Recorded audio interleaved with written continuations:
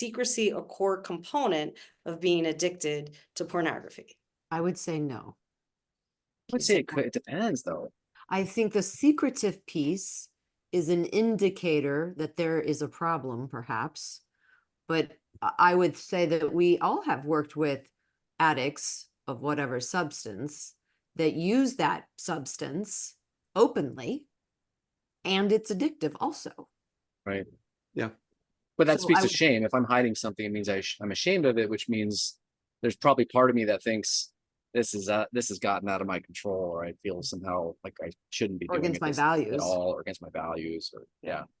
But there's also porn addicts that we've worked with who are sort of openly using Yeah. and still struggle to stop, have tried, been unable, it's become chaotic, et cetera, et I cetera. think the secrecy is often an indicator that there's something problematic, which may be addiction. But but like you said, just because you're not being secret about it doesn't mean that there isn't an addiction going on with it all the same. Can we just say though, because this is where it gets complicated, because it might not be, people want to say, well, how much porn am I looking at where it becomes addictive?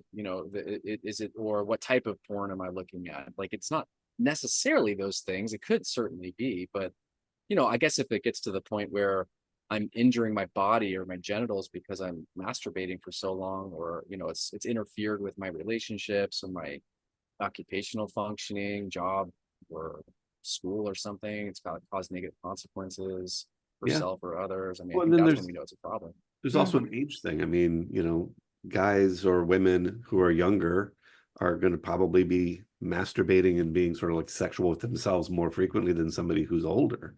And if I've got somebody in their 60s who's being sexual at that rate, usually there's something else connected to it. Hmm. There's also the piece, and I will just throw this out, that I assume you've all had this where I've had people come in and, it's like, well, how often are you looking at porn, or how often are you masturbating? I'm like, oh, about average. And then, you just learn to ask the question, well, how much is average for you? And, sometimes you get, oh, like once or twice a month. I'm like, okay. But then you also get the people that are like, like 4, 5, 6 times a day. Like, oh, that's average for you. Yeah. Just for the That's an audience out there, if example your answer of, is 4 or 5, 6 times a day, there's an addiction going on. and that's an example of a person not knowing Yeah. what might be because they've normalized the behavior, or they grew up in a situation where it was normalized behavior. So therefore they don't know that that might be an indicator of a problem. And so back to the secrecy thing, right? Because if you grow up with something in your environment, you're used to it being in your environment, and you don't know that perhaps it's off a bit, or there's a problem occurring. Yeah. So I think that question of what's average for you is a really good question, and not from a shameful judgment place, but from a place of inquiry. Mhm. Can I Well, throw like a tough wrench into the system? Is that okay? sure.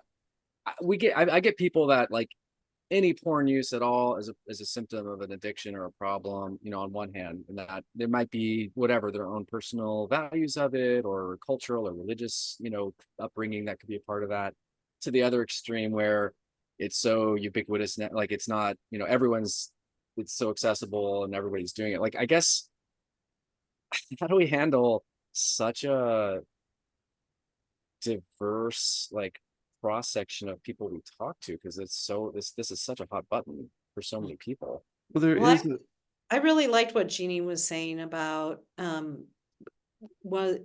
because when somebody comes in and they're wondering, or they say, hey, I think my wife has pointed out that she's really upset. I've been watching pornography. I didn't think it was a big deal, but she's really upset about it. And one of the first questions is, well, when was the first time you watched? That's like a classic question, I think, in our field, is when was the first time you watched pornography? And then what was the culture in your home?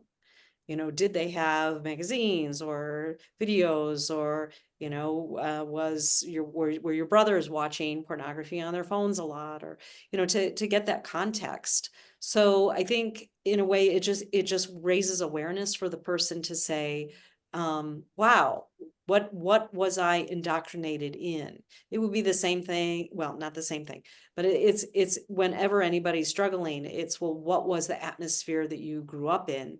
And can we take a closer look at that and how that influenced you?